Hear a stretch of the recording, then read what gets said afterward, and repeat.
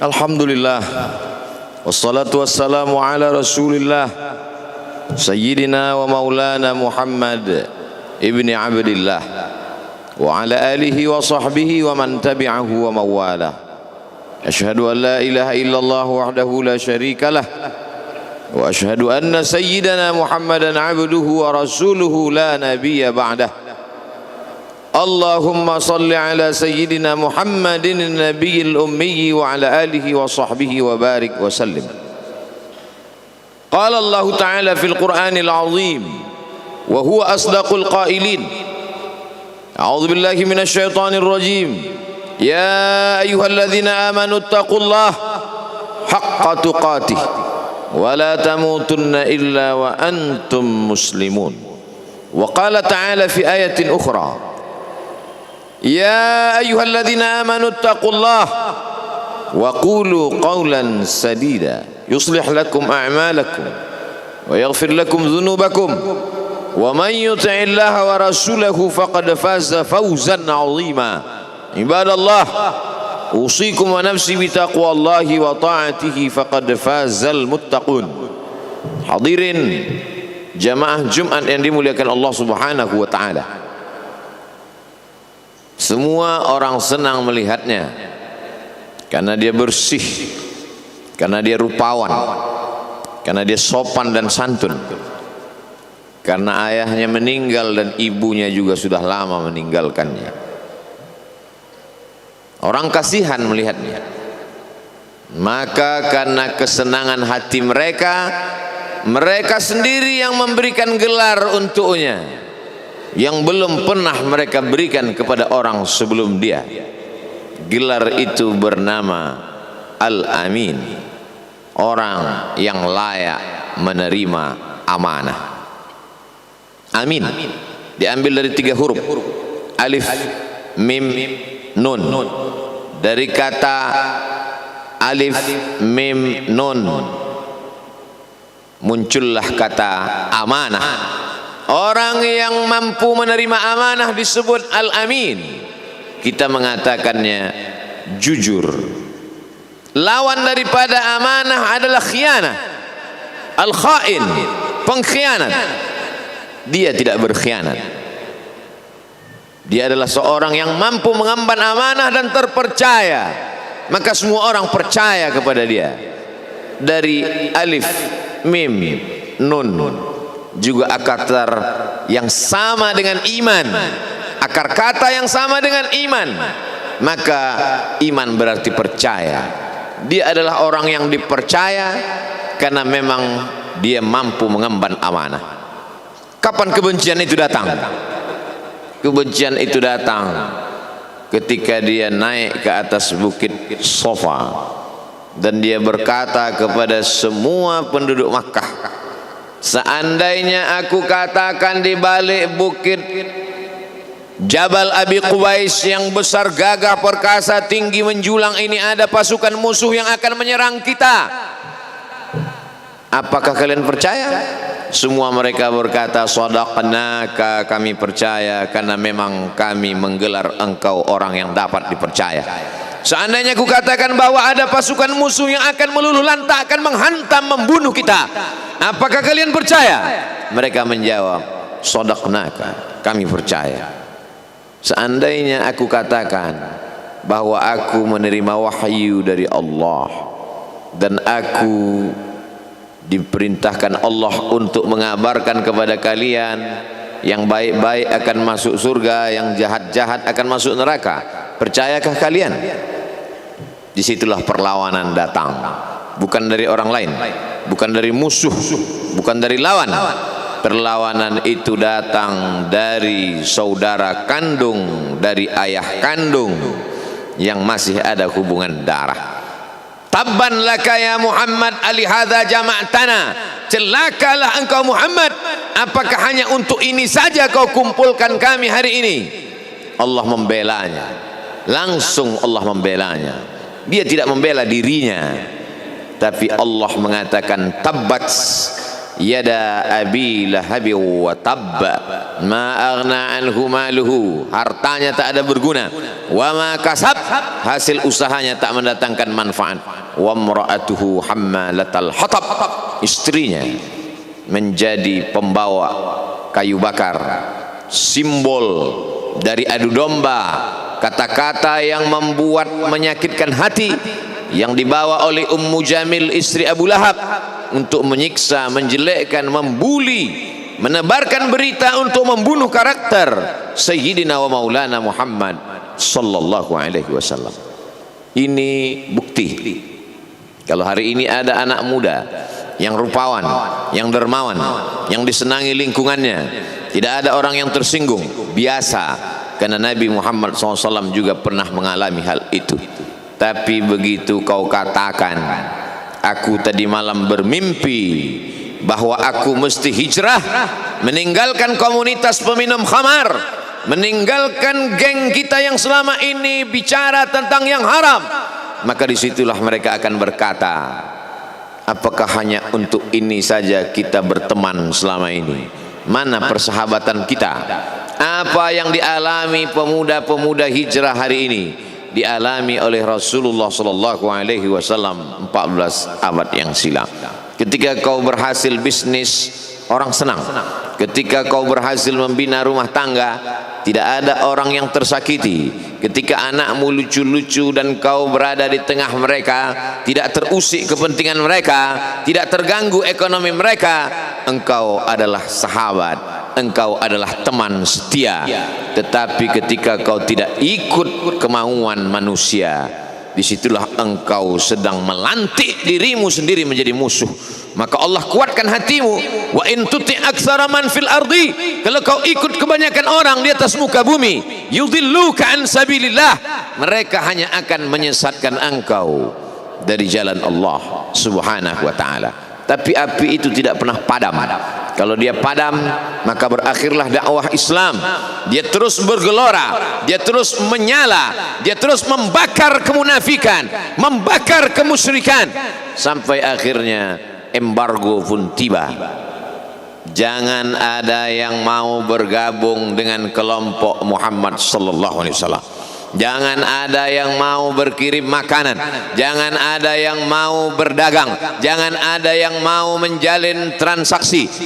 Mereka ingin membunuh secara perlahan-lahan. Jangan beli produknya, jangan duduk bersamanya, jangan berteman dengan dia. Kenapa kamu mau berfoto dengan dia? Kenapa kamu mau bergambar dengan dia? Kenapa kamu masih mau mendengar ceramah dia? Adakah orang yang mengalami hal itu hari ini? Adakah ketakutan-ketakutan dari hamba Allah yang mengatakan Allahu Akbar, Allah Maha Besar, tapi takut ditinggalkan kawan, cemas ditinggalkan sahabat? Maka itu pernah terjadi pada kelompok Sayyidina wa Maulana Muhammad sallallahu alaihi wasallam. Kalau pembunuhan karakter tidak berhasil, maka ada yang lebih dahsyat daripada itu. Mereka tawarkan dunia beserta isinya. Wallahi, demi Allah wahai paman, demi Allah wahai Abu Talib, law wada'u syamsa fi yamini wal qamara fi yasari, andai mereka letakkan matahari di tangan kananku, bulan di tangan kiriku, ala atruka hadzal amr, supaya aku tinggalkan dakwah ini, aku tidak akan meninggalkannya. Bujuk rayu mulai tiba. Itu terjadi pada diri Nabi Muhammad sallallahu alaihi wasallam. Kalau kau tidak mempan dimusuhi, kalau kau tidak mempan dirangkul, kau akan dipukul. Kalau kau tidak mempan dipukul, kau akan dirangkul. Berbagai macam cara, dari mulai yang paling keras sampai yang paling lembut, dari mulai yang paling lembut sampai yang paling keras, sampai akhirnya tempat bergantung itu hilang, lenyap, musnah.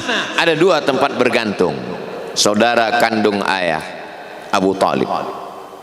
Mereka tidak mengusiknya karena dia keponakan Abu Talib. Abu Talib anak Abdul Muttalib, Abdul Muttalib anak Hashim, Hashim anak Abdi Manaf, Abdi Manaf anak Qusay, Qusaylah pendiri Darun Nadwah. Mereka keturunan darah mulia dari Adnan. Adnan menerima tetesan darah dari Ismail anak kandung Ibrahim alaihissalam. Jangan ganggu dia, karena dia keponakan Abu Talib. Masih ada backing, tapi Allah ingin agar hati itu tidak bergantung kepada manusia. Dia buat Abu Talib meninggal dunia, masih ada lagi tempat bergantung. Dia yang dulu ketika kedinginan datang, dia yang menyelimuti. Yang dulu ketika ketakutan datang, dia yang menenangkan. Dia datang menemui Waraqah ibnu Naufal. Waraqah berkata, Namus, malaikat yang pernah datang kepada Ibrahim, yang pernah datang kepada Musa, yang pernah datang kepada Isa, sekarang dia datang kepada suamimu. Katakanlah, jangan takut, jangan cemas. Kalau nanti sampai masanya dia akan diusir dari kampung halamannya, aku orang pertama yang akan membelanya. Karena begitu yang kutemukan dalam kitab-kitab suci yang kubaca, kata Waraqah bin Naufal. Hari itu juga tempat bergantung itu patah. Khadijah menghadap Allah subhanahu wa ta'ala. Tak lagi ada makhluk tempat bergantung, tak ada lagi ranting tempat berhinggap, tak ada lagi batang kayu tempat berpegang. Allah ingin agar engkau berserah hanya kepada Dia saja. Tidak ada makhluk. Bersandar kepada makhluk akan kecewa, bersandar pada kayu yang rindang akan tumbang, bersandar kepada benda akan binasa, bersandar kepada sahabat akan berubah menjadi musuh. Bersandarlah kepada Dia, Hayyun Maha Hidup, la yamut, Dia tak pernah mati. Bersandarlah kepada Dia, Al-Aziz yang Maha Perkasa, Al-Jabbar yang Maha Berkuasa. Itu yang diinginkan Allah dari sosok Sayyidina wa Maulana Muhammad sallallahu alaihi wasallam. Dia pergi, sengaja dia pergi berjalan kaki, karena kalau dia pergi menunggang unta, mereka sudah mengintai, dia pasti lari, dia akan pergi ke tempat yang jauh. Sengaja dia pergi berjalan kaki. Lalu kemudian dia pun sampai ke suatu tempat. Dia berharap mereka adalah orang-orang yang lembut akan yang menerimanya, tapi dia tidak diterima dengan tala'al badru alaina. Dia tidak diterima sebagai ahlan wasahlan. Ahlan, keluarga, kau datang kami sambut sebagai keluarga. Sahlan, mudah, kau datang urusanmu mudah. Ahlan wasahlan. Tapi dia tidak dianggap sebagai keluarga, dia tidak dianggap sebagai sahlan, dia dianggap sebagai musuh. Dia dilempar dengan batu, dia dilempar dengan kayu, dia dilempar dengan tulang onta. Apa yang dia lakukan? Dia bersembunyi di balik bukit. Dia angkat kedua tangannya. Ilaika ashku dha'fa quwwati. Kepada engkau saja aku mengadukan kelemahanku. Wa qillata hilati, ketidakberdayaanku. Wa hawani bainan nas, aku hina di tengah mereka. Kalau dulu aku ada tempat bergantung, ada tempat bersandar, ada tempat mengadu, hari ini hanya engkau saja ya Allah. Datanglah malakul jibal, malaikat penjaga segala bukit di atas dunia. Kau tunjuk mana bukit yang paling besar ya Muhammad, akan kutimpakan kepada mereka.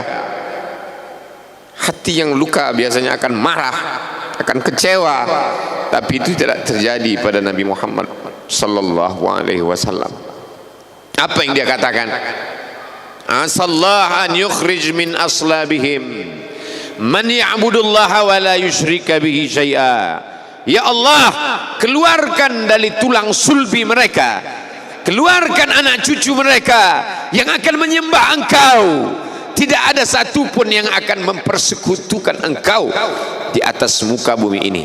Doanya dikabulkan, hatinya susah, pikirannya kacau, tapi lidahnya tidak berkata-kata kasar. Dia doakan agar anak cucu mereka menyembah Allah. 100% penduduk Taif hari ini bersyahadat asyhadu an la ilaha illallah wa asyhadu anna Muhammadan Rasulullah. Doa orang yang teraniaya, doa orang yang terzolimi. Dia berhenti di sebuah kebun. Ada seorang yang bukan terpandang membawakan beberapa ranting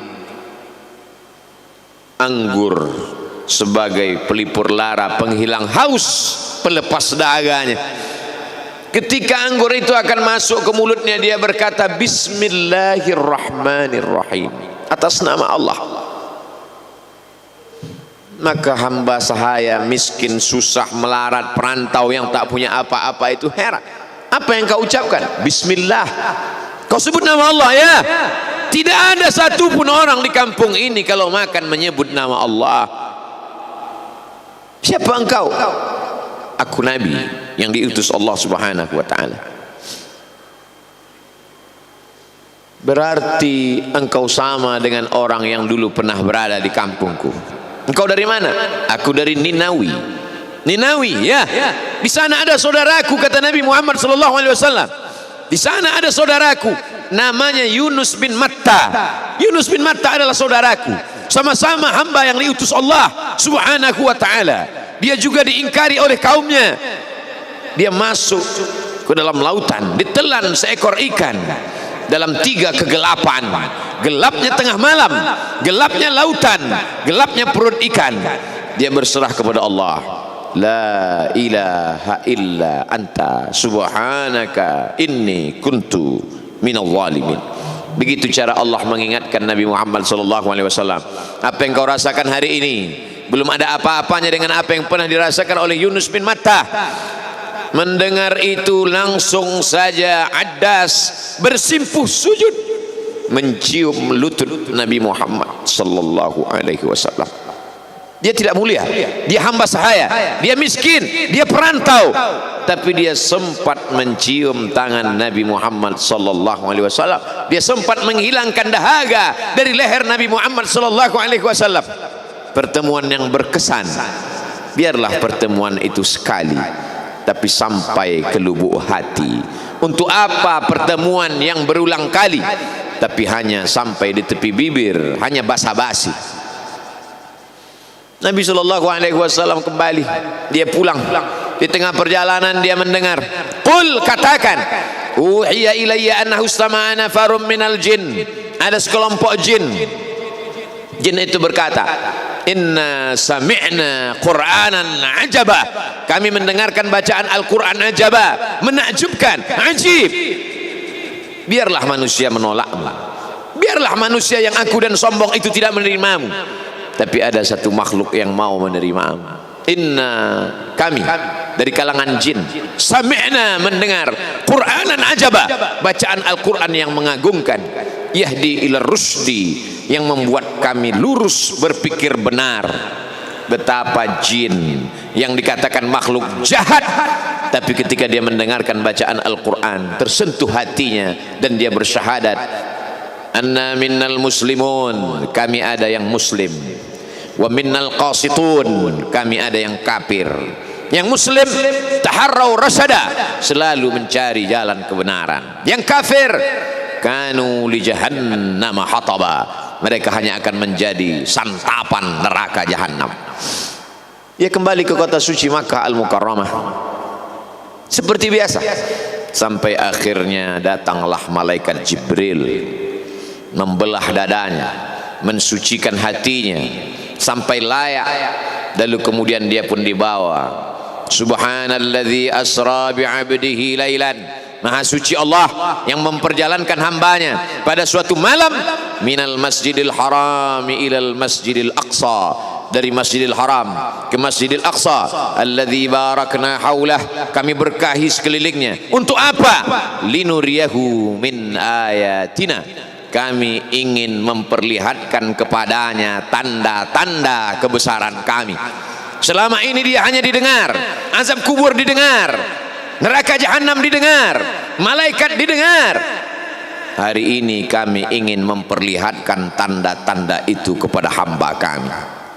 Jangan bersedih ketika kau didustakan, jangan bersedih ketika kau dibunuh karaktermu, jangan berduka cita ketika tidak ada manusia yang menerimamu, karena sesungguhnya itu hanyalah cara Allah menguatkan hatimu, karena dia ingin mengangkat derajatmu, menempatkan di tempat yang terpuji, memperlihatkanmu sesuatu yang tidak pernah dia perlihatkan kepada manusia yang lain.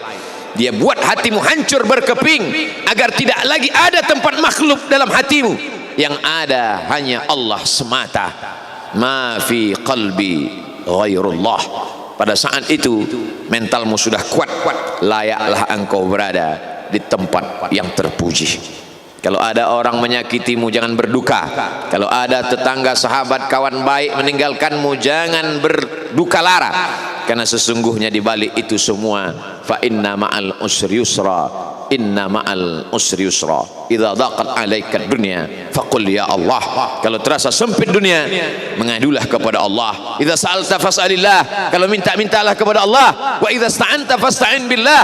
Kalau minta tolong, minta tolonglah kepada Allah. Iyyaka na'budu wa iyyaka nasta'in. Kepada Engkau kami menyembah, kepada Engkau kami beribadah, kepada Engkau kami bersimpuh sujud, kepada Engkau juga kami meminta pertolongan. Barakallahu li wa lakum fil Qur'anil azim wa nafa'ani wa iyyakum bima fihi minal ayati wadh-dhikril hakim wa taqabbala minni wa minkum tilawatahu innahu huwal ghafurur rahim.